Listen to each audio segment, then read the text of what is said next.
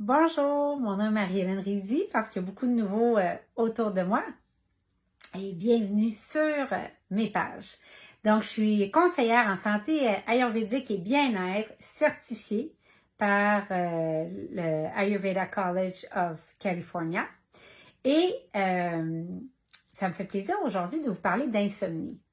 Alors, au niveau de l'insomnie, bien, vous remarquerez que si vous êtes comme plusieurs de mes clientes en consultation privée parce que ma direction dans mes études supérieures, c'est la santé de la femme, mais plus précisément les femmes de 35 à 60 ans, donc préménopause et ménopause, vous remarquerez que beaucoup ont des symptômes, des situations d'insomnie. Et donc, alors qu'est-ce que l'Ayurveda conseille? En fait, en Ayurveda, il y a 3 piliers fondamentaux de la santé. Il y a le sommeil équilibré, il y a la digestion équilibrée comme ici en Occident, et il y a une vie sexuelle équilibrée. On reviendra sur ces sujets-là. Mais quand on parle de sommeil, en fait, le sommeil, c'est le moment où le corps se restaure, se répare, et c'est le moment aussi où le foie fait un travail critique de nettoyer le corps. Donc, les yogis disent que la plupart d'entre nous pourraient suffire à 3 heures de sommeil par nuit si on savait comment atteindre le sommeil profond et celui qui restaure.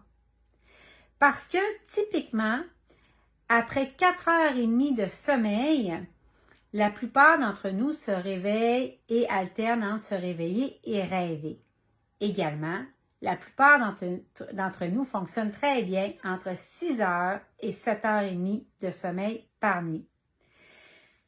Donc, pour atteindre ce sommeil-là profond, ce 3 heures de sommeil profond-là par nuit, et ne pas vivre d'insomnie, voici mes premiers conseils et il y aura une deuxième vidéo qui va suivre.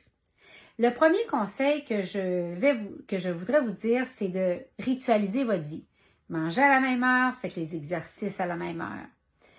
Et pas d'exercice physique intense après le souper.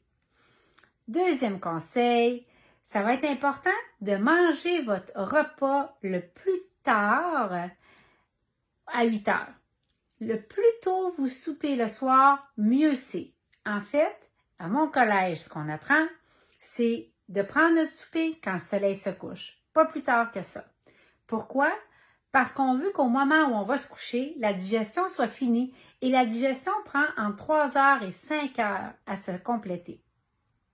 Également, l'autre chose que je voulais vous dire, c'est de prendre votre plus grosse protéine à l'heure du lunch. Parce que, oui, ça demande plus longtemps à digérer les protéines. Également, le soir, vous allez vouloir éviter l'alcool.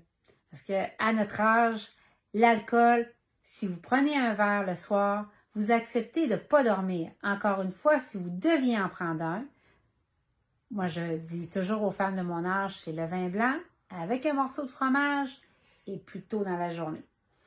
Donc, pas de tabac, pas manger épicé le soir, et après 8 heures, vous allez vous assurer de commencer à vous apaiser.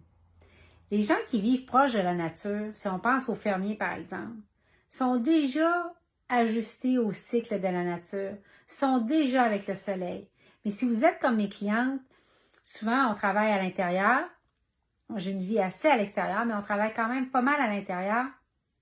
Et pour beaucoup, il y a une déconnexion qui se produit. Le lever de soleil ou le coucher de soleil ne signifie plus rien. Et c'est l'exercice et la lumière qui règlent notre horloge interne. Alors, commencez à mettre en place ces conseils-là et vous m'en donnerez des nouvelles. Bon sommeil!